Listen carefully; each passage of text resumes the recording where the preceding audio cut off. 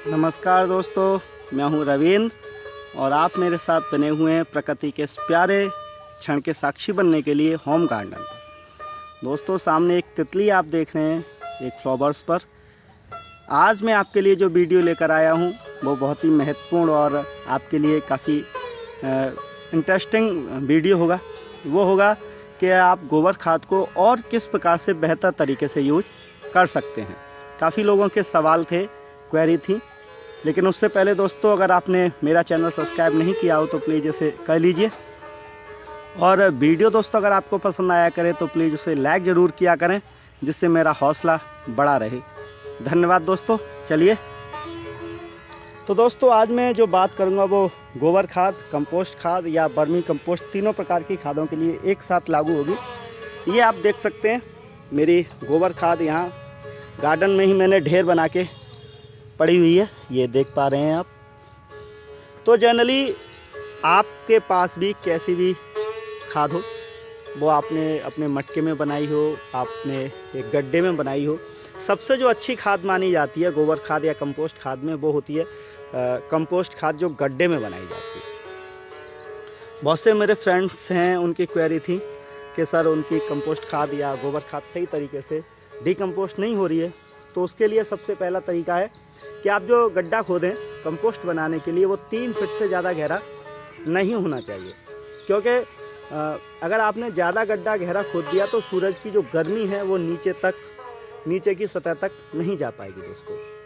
उसके अलावा दूसरी आपको जो सावधानी रखनी है अपनी गोबर खाद या वर्मी कंपोस्ट खाद बनाने में, वो है कि आप इसके साथ छेड़खानी ना किया करें। खाद में जैसे 2 तरीके हैं, एक तो जीवामृत है जो हम गाय के पेशाब, गोबर और बरगद की मिट्टी से बनाते हैं। जनरली उसमें तो आपको उसे हिलाना डुलाना होता है हर दिन लकड़ी की सहायता से। लेकिन गोबर खाद, कंपोस्ट खाद और वर्मी कंपोस्ट, ये एक ऐसी प्रक्रिया है दोस्तों कि इसमें एक बार हम जब सेट कर देते हैं गोबर, मिट्टी या जो भी हमारे पास सामान है, पुआल है, जैसे लकड़ियों के पत्ते हैं, कुछ भी, तो जैसे हमने एक तह बिछाई सबसे पहले गड्ढे में, नीचे मिट्टी की, साधारण मिट्टी की, फिर उस पर गोबर की एक तह लगा देते हैं और गोबर की तह लगाने के बाद फिर हम उस पर पुआल, धान का पुआल है, पत्ते हैं पेड़ों के, वो बिछा देते हैं। तो इसी प्रकार से हम घर पर भी किसी कंटेनर में ये कर सकते हैं और इस पर मैंने पहले वीडियो बनाई हुई है कुछ, आप उसे देख सकते हैं। लेकिन फिर क्या करते हैं, बहुत से लोग मैंने देखे हैं कि घर पे वो किचन वेस्ट से अपनी कंपोस्ट बना रहे हैं या खाद बना रहे हैं, तो उसमें भी वो जीवामृत वाला तरीका अप्लाई कर देते हैं कि रोज़ एक डंडी लेते हैं और उसे घुमाने लगते हैं। तो ये बिल्कुल गलत है दोस्तों। कभी भी अगर आप किचन वेस्ट से, गोबर से या फसलों की जो बची हुई लकड़ियाँ हैं, जैसे पुआल है या पत्तियाँ हैं, उनसे कंपोस्ट या गोबर खाद बना रहे हैं, तो आप भूल कर भी उन्हें एक बार सेट करने के बाद कम से कम 90 दिनों तक उसे छेड़खानी कतई ना करें। समय समय पर उस पर पानी डालते रहें नमी बनाए रखने के लिए। लेकिन ये नहीं है कि आप डंडा लें, उसे पलट दें या फिर उसे नीचे से ऊपर कर दें, कतई नहीं करना है। 90 दिन तक उसे आपको छेड़खानी बिल्कुल नहीं करनी है। क्योंकि अमोनिया जो पौधों में होती है, गोबर में मीथेन होती है, तो ये कार्बनिक पदार्थों का विघटन करते हैं पत्तियों का। उसमें कुछ जीवाणु ऐसे बन जाते हैं जो पत्तियों को खाने लगते हैं। और हमने क्या किया कि उसे पलट दिया। तो जनरली वो प्रक्रिया फिर 2-4 दिन में शुरू करेंगे। अब वो प्रक्रिया शुरू करने वाले हों उससे पहले आप फिर उसे छेड़ देते हैं, तो ये भी नहीं करना है। तो ये केवल सामान्य जानकारी दी कि आपको घर पे अगर आपने कंपोस्ट बनाई हुई है, किचन वेस्ट से बना रहे हैं या किसी से भी बना रहे हैं दोस्तों, तो आपसे निवेदन है कि एक बार आप अपने कंटेनर को सेट किया करें। आप ऊपर उसके डालते रहिए। मैं समझ सकता हूँ कि आपने एक दिन कोई चीज़ डाली किचन वेस्ट, फिर दूसरे दिन डाले रहिए, तीसरे दिन भी डालते रहिए, कोई प्रॉब्लम नहीं है। लेकिन आप ऊपर से नीचे उसे पलटिए कतई नहीं। लेकिन आज मैं बात कर रहा हूँ, ये हमारी गोबर खाद है, कंपोस्ट खाद जब बन गई 30 दिन से पहले कतई यूज ना करें। आप कोई भी खाद आपने ली हुई है या बनाई हुई है दोस्तों, वो चाहे गोबर खाद हो, कंपोस्ट खाद हो, उसे कभी भी डिकम्पोस्ट होने से पहले, ये देखिए मैं इसे थोड़ा सा दिखाऊं आपको, ये देखिए आप कलर देख पा रहे हैं, बिल्कुल कॉफ़ी कलर हो गया है।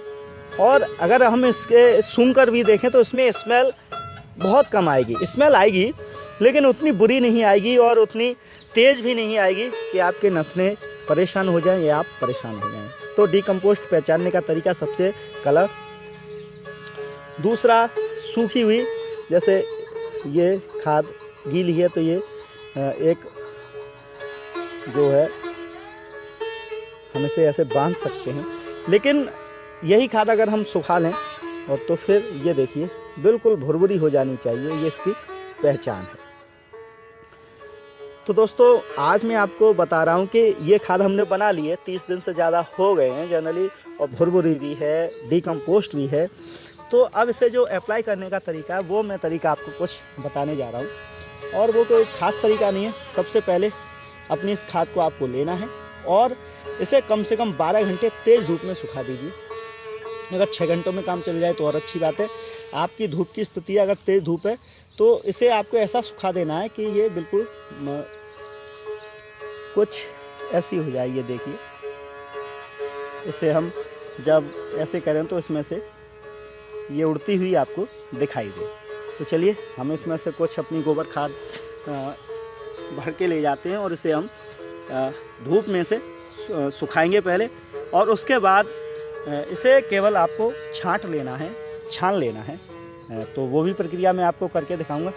चलिए दोस्तों, मैं इसे किसी कंटेनर में भर लेता हूँ।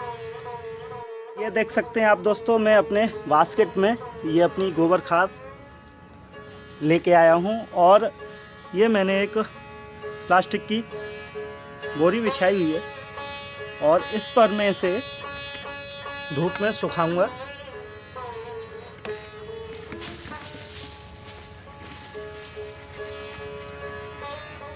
ये जो सुखाने की प्रक्रिया है दोस्तों, ये बहुत ज़रूरी है। इससे स्मेल तो ख़त्म होती ही है, स्मेल बहुत बड़ा मुद्दा नहीं है, लेकिन इस खाद के अंदर जो एसिड तत्व है जो हमारे पौधों को नुकसान पहुंचा सकता है,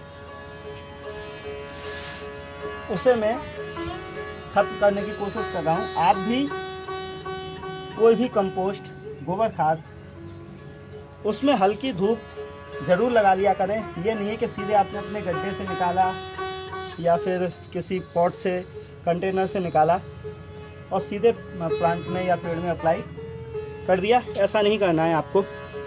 एक मैंने पतली तह बिछा दी है और बीच में आप इस पे 1-2 बार अपने हाथ से ऐसे जैसे धूप लग जाए आधा 1 घंटे की, उसके बाद फिर इसे आपको एक बार चला देना है ऐसे, तो नीचे भी जहाँ सूखने की ज़रूरत है वो सूख जाएगी।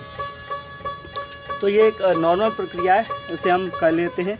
करीब जैसे मैंने 12 घंटे धूप बताई थी, लेकिन काफ़ी तेज़ धूप पड़ रही है, तो मुझे लगता है हमारा काम 1 से 2 घंटे में हो जाएगा। तो चलिए, वेट करना होगा हमें।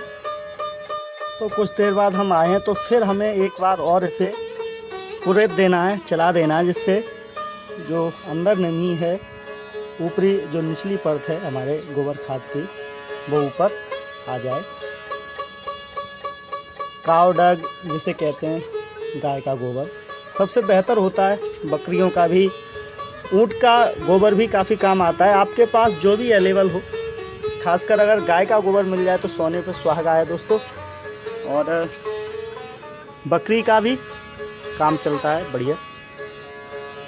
आप कभी गूगल पे सर्च कीजिए, गोबर खाद में आपको पोटेशियम, फास्फोरस, नाइट्रोजन सभी कुछ मिल जाएगा। ये एक प्रकार से कंप्लीट भोजन कह सकते हैं पौधों का। आप कुछ देर बाद फिर हम इससे ट्राई करेंगे।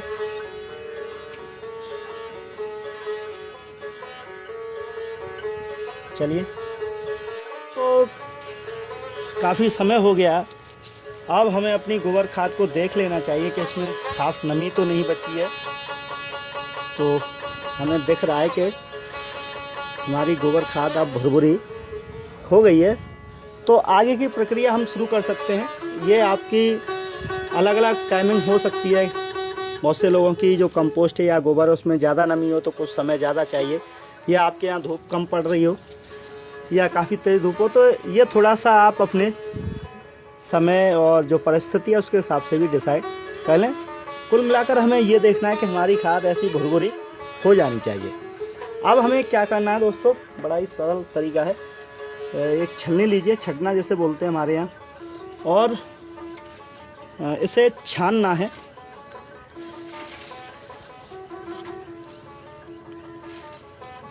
छानना ज़रूरी होता है।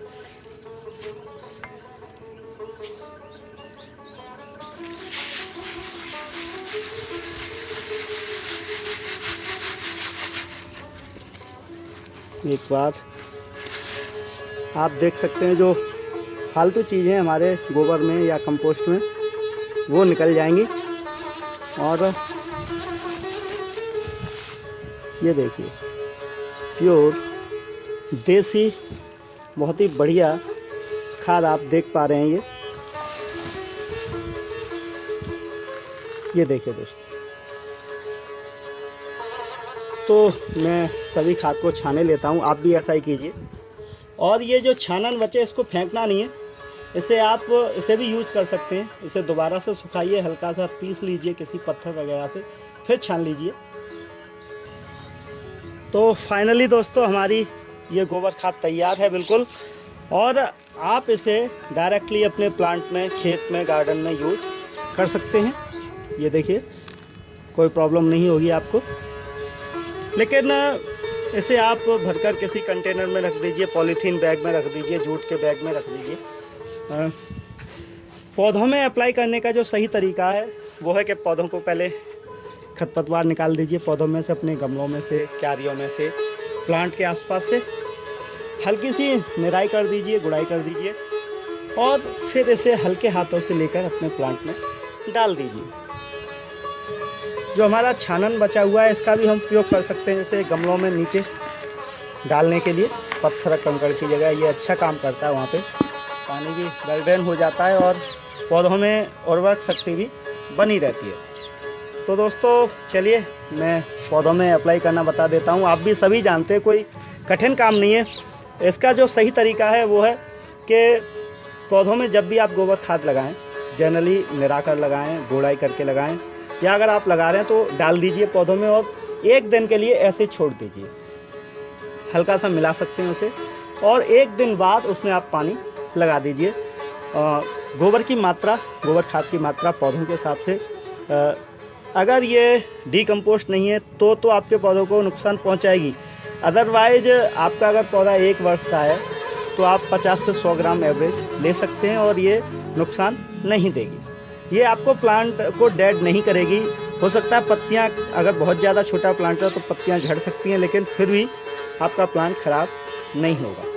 तो मेरे पास एक हिबिस्कस का प्लांट है, मैंने उसमें अभी तक खाद अप्लाई नहीं किया है, तो आज किए देते हैं दोस्तों। चलिए ये देखिए मेरा येलो कलर का हिबिस्कस प्लांट है, ग्राफ्टेड, और मैंने इसे लगाने के बाद अभी तक कोई खाद यूज़ नहीं किया है। तो जनरली ये मैंने अपने बास्केट में वही गोबर खाद जो छाना हुआ था हमने रखा हुआ है, और मार्केट से आप लेने जाएंगे तो 100-200 रुपये का आएगा।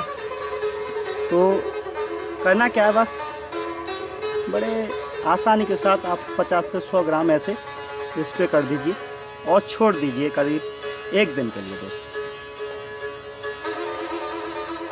ये वही ब्रोकली है जो हम ग्रो कर रहे हैं दोस्तों, इनमें भी अब मुझे लगता है खाद लगा देनी चाहिए। तो प्योर ऑर्गेनिक तरीका हम अपना रहे हैं, तो हम जो गोबर खाद है वो बिल्कुल इनके जो तना है गोभी या बंद गोभी या फूल गोभी में आप यहाँ पास में ऐसे हल्के हल्के आप डाल दीजिए, और इनमें भी आपको 1 दिन पानी नहीं देना, दूसरे दिन आप बाल्टिंग कर दीजिए। ये देखिए। तो दोस्तों धन्यवाद इन्हीं शब्दों के साथ। मुझे उम्मीद है कि आपको इस वीडियो से काफ़ी लाभ मिलेगा, और जो भी सवाल थे या क्वेरी थी आपकी ख़त्म नहीं होंगी, और देश में गोबर खाद जो वेस्ट कर रहे हैं हम उसका उपयोग करना सीखेंगे। और मैं आपको बताऊं कि किसी भी रासायनिक खाद के मुकाबले गोबर खाद बहुत ही ज़्यादा फ़ायदेमंद और हेल्पफुल होती है पौधों के लिए। तो धन्यवाद इन्हीं शब्दों के साथ दोस्तों, फिर मुलाकात होगी किसी नए वीडियो में नए टॉपिक के साथ।